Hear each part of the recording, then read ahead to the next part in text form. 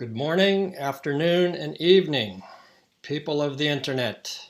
This is yet another thrilling edition of the Hardline According to Stonefruit. As usual, this transmission will be accompanied by an essay at stonefruit.substack.com. The catastrophic and omnipresent homelessness crisis is only the most public and glaring piece of evidence that the government doesn't give a shit about us and never will. As the American government continues to collapse in a free fall, they remain staunchly and profoundly committed to providing the people with nothing whatsoever, ever. There is no mechanism for this to ever improve.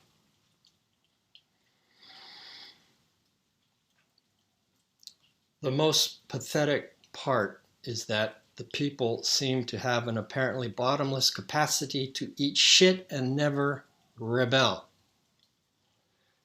As long as they have a precarious but stable enough economic situation, a family of sorts to fall into, and enough gadgets, that seems to be enough. The horizon of their expectations. The powers that be, however, assume that surely there must be some threshold at which the people will eventually revolt, especially because we have the numbers, 80 to 99% of the general population. To that end, they have established an utterly rapacious and totally unaccountable militarized police state whose forces will never lose qualified immunity or ever face any meaningful consequences whatsoever. They have established an omniscient, seamless surveillance state. They have stripped us of all of the former legal protections we once enjoyed, including some that dated back to the Magna Carta, like habeas corpus, leaving the Constitution a dead letter, tattered shreds trampled underfoot under the floor. And also a relentless program of agenda setting, established by collaboration between big tech, big media, and the federal alphabet agencies. The progressive aspirations of the New Deal and Great Society were definitively strangled by the neoliberal economics of Thatcher and Reagan in the 80s and taken up by the Democratic Leadership Council and the Clinton administration in the 1990s. The Bush administration acolytes and philosophy of hypermilitarism and Leo Strauss's twisted version of the Platonic noble lie were made thoroughly bipartisan by the Obama administration. In fact, the Obama administration's 2008 campaign won Advertising Age's annual award, beating out the likes of Benetton, which relied on a similar marketing strategy based on multiculturalism. Obama's political triumph was to make the electorate feel good about themselves by making them feel good about him.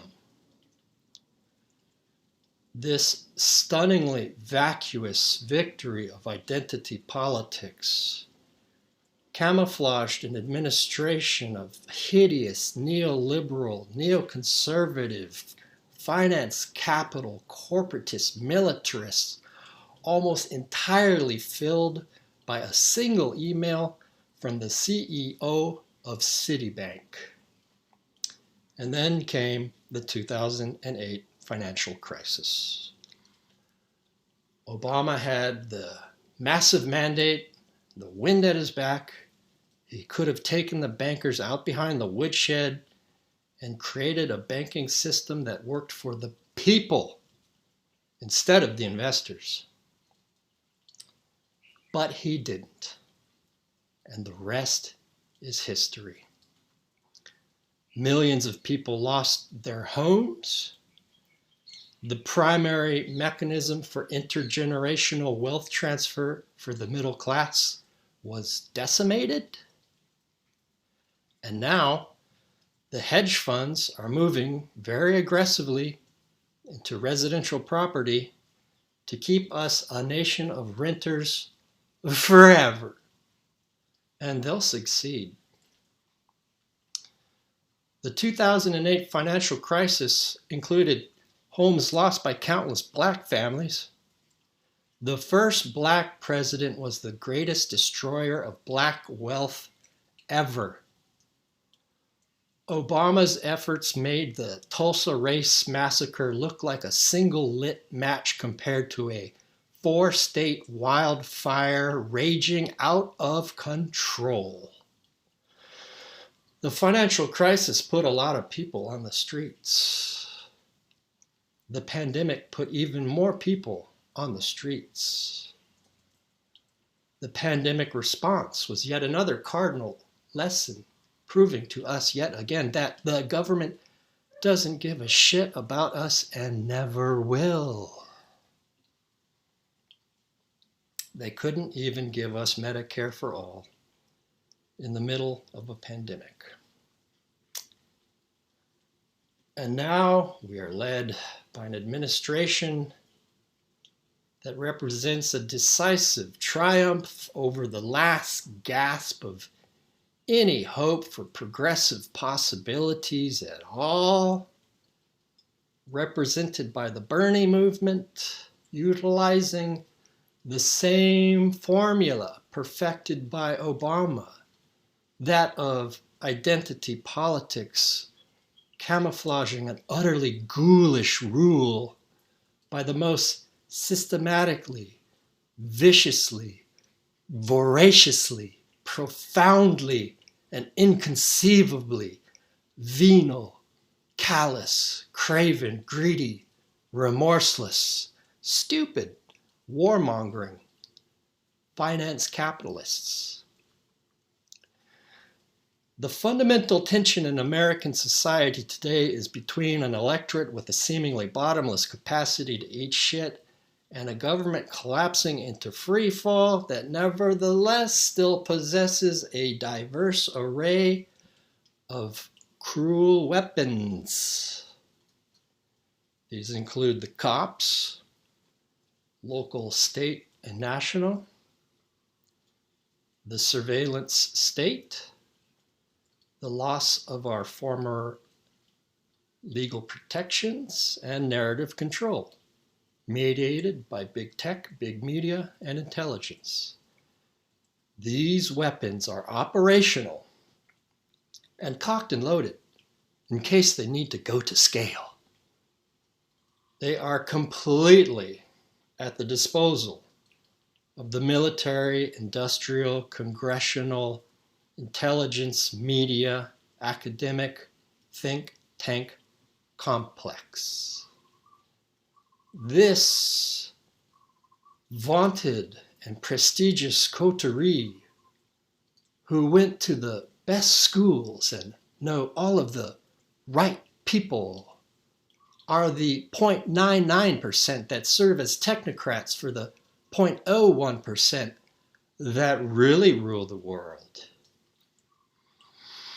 Members of this collective 1% think that their vile management of society will succeed because of the people's willingness to be seduced, distracted, isolated, and amused, and because of this coterie's willingness to use their ghoul tools to quell any sporadic incidents of unrest, they also think this will keep them safe, brunch ready, and ready to continue indulging in their various genres of depravity.